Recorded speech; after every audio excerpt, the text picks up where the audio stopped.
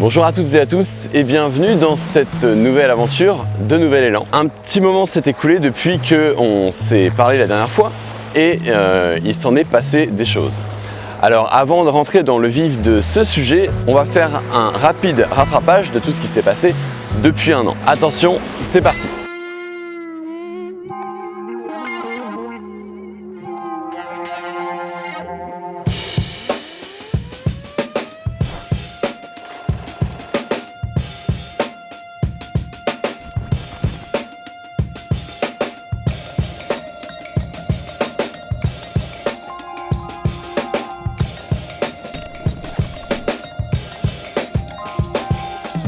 La dernière fois qu'on parlait aventure, c'était dans un avion au retour de la Nouvelle-Zélande. On avait laissé Timon, on rentrait en France, et on savait pas encore trop de quoi serait fait demain. Bref, on avait déjà prévu d'aller dans le Vercors à la rencontre de Juraj et de Sejuski. C'était fantastique, et je me suis dit qu'il fallait faire des portraits de gens atypiques comme lui, menant des vies atypiques. D'ailleurs, dans cette dernière vidéo, je vous avais dit: aujourd'hui marque un tournant sur la chaîne, et nous partons sans plus tarder vers de nouvelles personnes et des nouveaux groupes qui ont des idées, une envie, bâtir quelque chose de différent, bref, prendre un nouvel élan. Bon, il se trouve que j'ai commencé plusieurs reportages, mais certains étaient un peu trop frileux, d'autres encore sur l'élaboration du projet, bref, pas si évident de trouver et faire ces reportages. Et moi de mon côté, jamais satisfait du rendu, un poil tatillon envers moi-même. Et puis une soif d'aventure. On n'était finalement pas rassasié de ces 1 an et demi en Nouvelle-Zélande. Et comme on ne vous l'a pas vraiment présenté, voilà Hermès.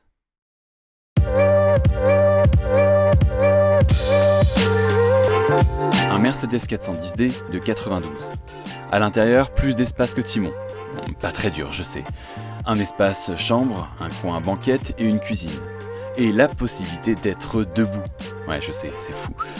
Enfin voilà, c'est lui, digne successeur à la hauteur de nos envies d'évasion.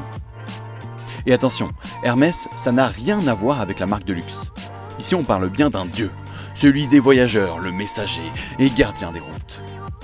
Voilà, ceci étant éclairci, nous disions... Oui, avec Hermès, on s'est rencontrés en septembre 2021. Et le temps de se préparer, début novembre, on était parti. On a fait le nord du Portugal et de l'Espagne pendant 3 mois. C'était super.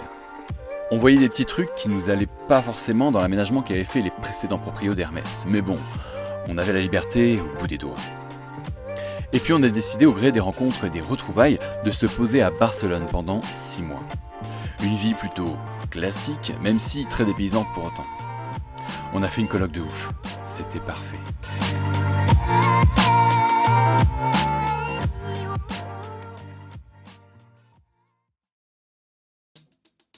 On fait nos valises, enfin nos sacs à dos, et on remet tout dans Hermès. Et c'est reparti pour la France. Quand certains attendent l'été avec impatience pour partir loin, nous on en profite pour revoir la famille. Et c'est ce qu'on a fait. On en a aussi profité pour faire quelques petites modifs dans Hermès, bref. On commence à se dire que trouver un collectif ça pourrait être chouette pour se poser. On pense au sud, l'Ariège, les Pyrénées et autour. On fait donc un chantier participatif aux papillons et à la tortue. Un écolieu incroyable, peuplé de gens adorables et déterminés. Je vous mets d'ailleurs le lien en description si jamais ça vous intéresse. Mais la veille d'arriver sur ce lieu, un cousin d'Hermès vient se garer à nos côtés. Même modèle, même couleur, mais atteint par la rouille sur toute la carrosserie. Puis quelques jours plus tard, sur l'écolieu, on voit un second cousin d'Hermès. Là, il est possible de passer le poing à travers la carrosserie tant la rouille a gagné du terrain. Et on regarde notre Hermès. Quelques points de rouille par-ci, par-là. Rien de méchant. À d'autres endroits, on distingue des taches sous des couches de peinture. Le constat est évident. C'est la maladie de ces camions. Et si on ne fait rien, il subira le même sort. Et tandis que nous étions sur le chantier du papillon et la tortue, je vois une annonce sur internet. Une annonce prise d'abord un peu à la légère, et puis tout compte fait. Aujourd'hui, on est donc à Gibraltar, comme vous pouvez le voir derrière. Et on s'apprête à passer vers le continent africain. Hermès est vaillant, Hermès ça fait beaucoup de routes, mais Hermès a aussi un petit peu de rouille et d'autres bricoles qu'on aimerait améliorer. C'est pourquoi certains vont aller au garage du coin. Nous, on a choisi d'aller à un garage un peu plus loin. Pour ça, on va traverser la quasi-intégralité du Maroc pour se rendre dans une ville tout au sud, à côté de Agadir. Là-bas, on a un contact qui est prêt à prendre en charge Hermès et lui faire peau neuve.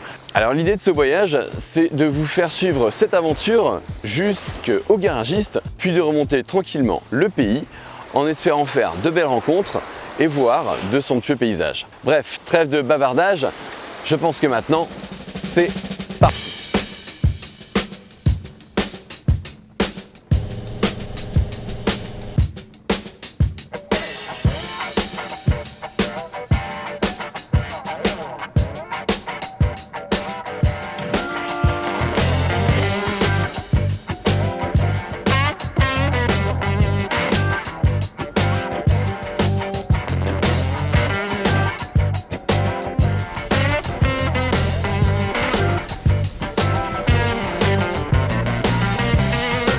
Eux, ils partent pour un peu plus loin que le Maroc à mon avis.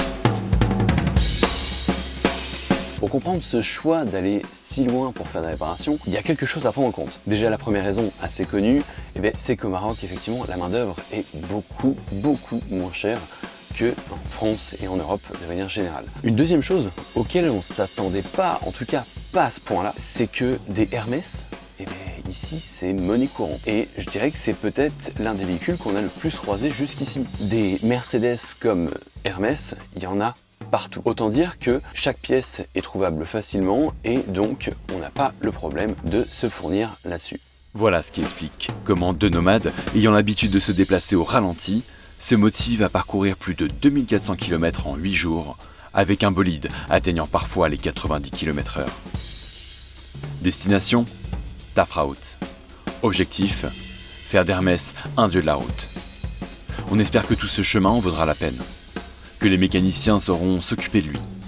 Mais on y va, sans trop savoir ce qui nous attend demain. Bref, l'aventure continue.